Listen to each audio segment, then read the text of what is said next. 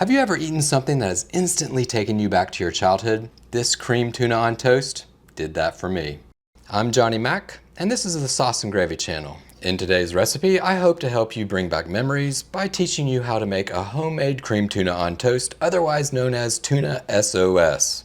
It's an easy, budget-friendly comfort food that's savory, creamy, and can be ready in under 15 minutes. So let me show you how to make it. Grab a skillet, crank the heat up to medium. Add 1/4 cup or 56 grams of unsalted butter.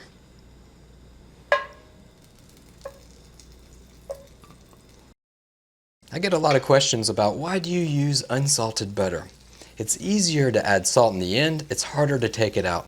So use unsalted butter, taste it at the end once you're done, and then you can adjust the seasoning and make it to your taste. If you add too much salt or if the butter has too much salt after it's reduced down, it can be way too salty. When the butter is melted down, add 1/4 cup or 32 grams of all-purpose flour.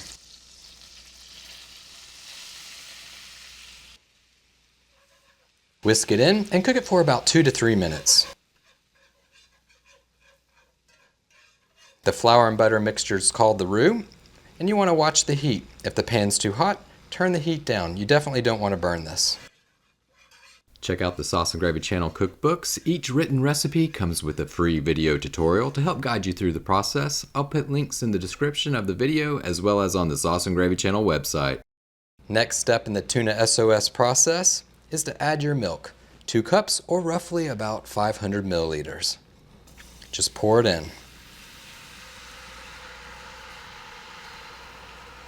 Give it a good whisk. And by adding a cool liquid to a hot roux, it'll be lump-free every time. It also happens to work vice versa. So if it's a hot liquid, you can put in a cool roux and it'll be lump-free every time as well. You might want to turn up the heat, bring it to a light simmer. And I don't know about you, but I had this probably at least once to twice a week, whether it was with chicken, ground beef, with chipped beef, whether it was with deli meats, or with tuna. There's a lot of variations. You can even have it for breakfast, biscuits and gravy, by adding sausage. So check it out. It's starting to get thick. It's been maybe 1 to 2 minutes. Watch the heat. At this point, you can turn down the heat to low. And you can start adding your other ingredients. First, I'm going to add 1 6.4 ounce pack or 181 grams of tuna. You can either use tuna in water or tuna in oil. It's your choice. It's homemade. Make it how you like it.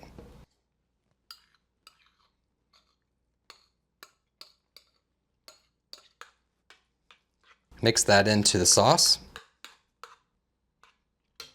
There you go. Once the tuna is mixed in, it's time to add an additional ingredient, peas. For this recipe, I'm adding 1 cup or 135 grams of frozen peas that have been thawed.